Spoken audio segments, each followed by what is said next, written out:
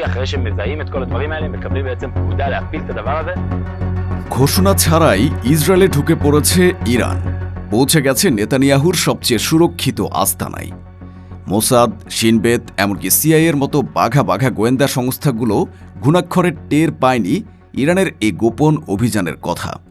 Iran তাদের সেরা প্রযুক্তি ও সক্ষমতা দিয়ে অত্যন্ত দক্ষতার সাথে নিপুণ হাতে দখলদার ইসরায়েলের সবচেয়ে সুরক্ষিত পয়েন্ট লক্ষ্য করে আঘাত এনেছে, যা ইসরায়েলের টিকে থাকার ভিতকে একদম গোড়া থেকে নাড়িয়ে দিয়েছে। ইরানের এ শক্ত আঘাত জালিম নেতানিয়াহুকে ভেতর থেকেই শেষ করে দিয়েছে।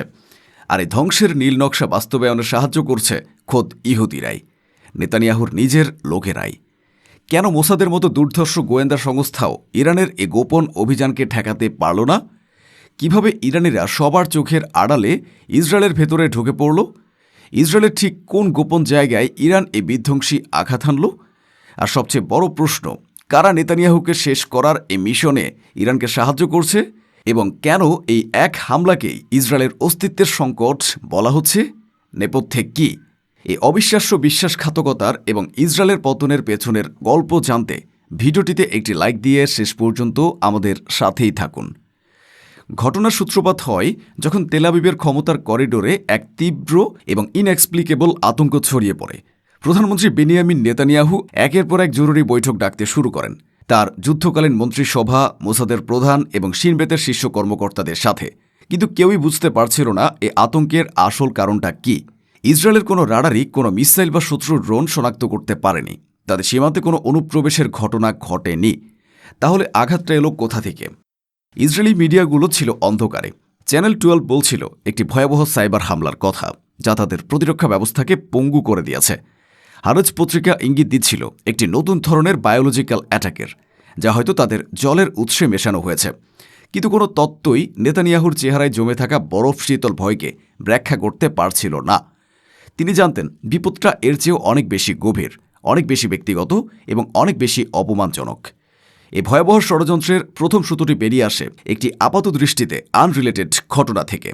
ইসরায়েলি এয়ারফোর্সের একটি ঘাঁটিতে একজন জুনিয়র টেকনিশিয়ান আত্মহত্যা করেছে বলে জানানো হয়েছে।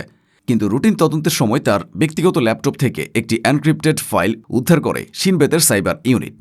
সেই ফাইলটি ডিক্রিপ্ট করার পর তদন্তকারী অফিসারদের পায়ের নিচের মাটি সরে যায়।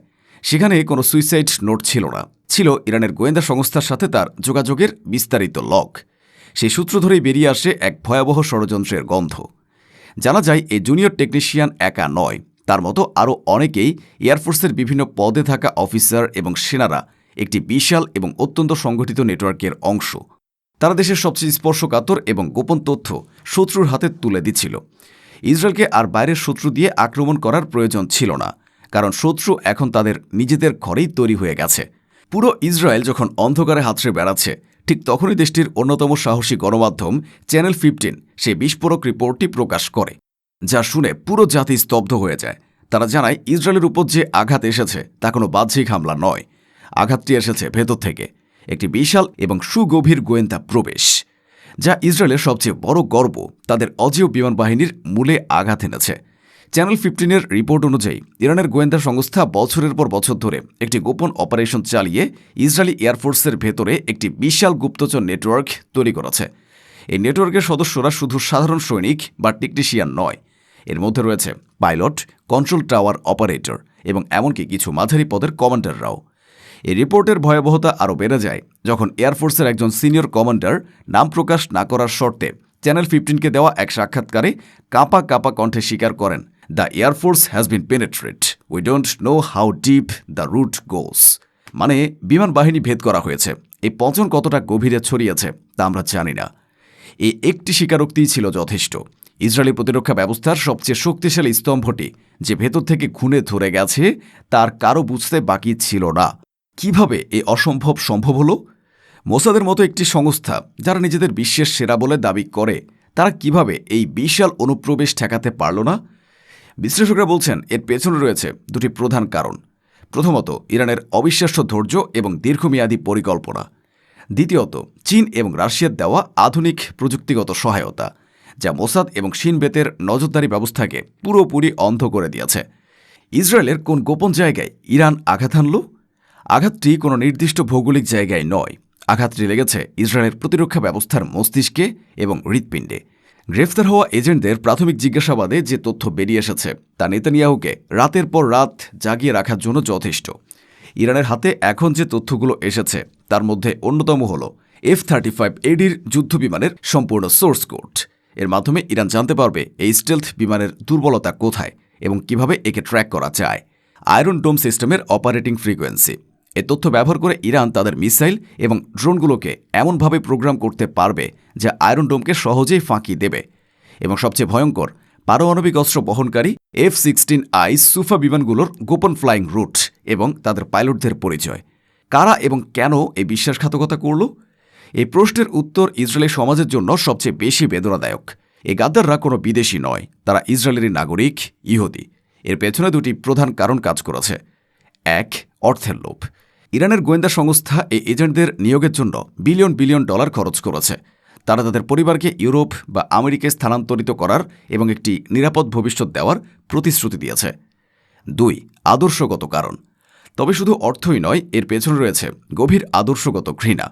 অনেক ইসরায়েলি, এমনকি সেনাবাহিনীর ভেতরেও একটি বড় অংশ নেতানিয়াহুর কট্টরপন্থী, বর্ণবাদী এবং যুদ্ধাঙ্গদেহী নীতিকে ইসরায়েলের অস্তিত্বের জন্য হুমকি বলে মনে করে। তারা বিশ্বাস করে নেতানিয়াহুই তার লাগামহীন আগ্রাসন দিয়ে ইসরায়েলকে একটি চিরস্থায়ী যুদ্ধের দিকে ঠেলে দিচ্ছেন।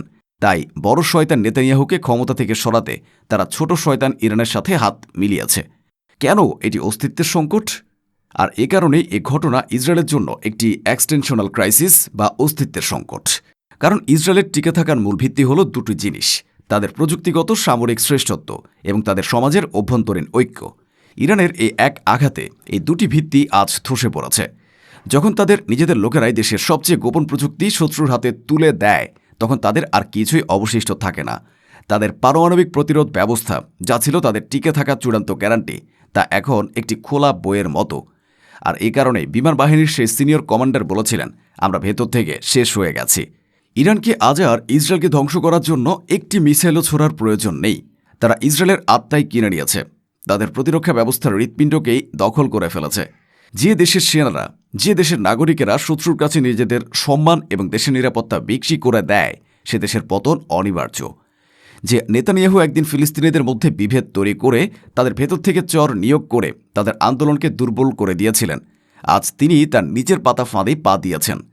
ইতিহাস বড়ই নির্মম। সে তার নিজের নিয়মেই চলে, সবচেয়ে উপযুক্ত উপায়ে প্রতিশোধ নেয়। এখন চূড়ান্ত প্রশ্ন আপনাদের কাছে, আপনারা কি মনে করেন এটি নেতানিয়াহুর পাপ এবং আগ্রাসী নীতিরই অবশ্যম্ভাবী ফল, নাকি এটি ইরানের গোয়েন্দা সংস্থার এক অবিশ্বাস্য এবং ঐতিহাসিক সাফল্য যা ইসরায়েলের পতনকে অনিবার্য করে তুলেছে? কমেন্টে আপনার সুচিন্তিত মতামত জানান।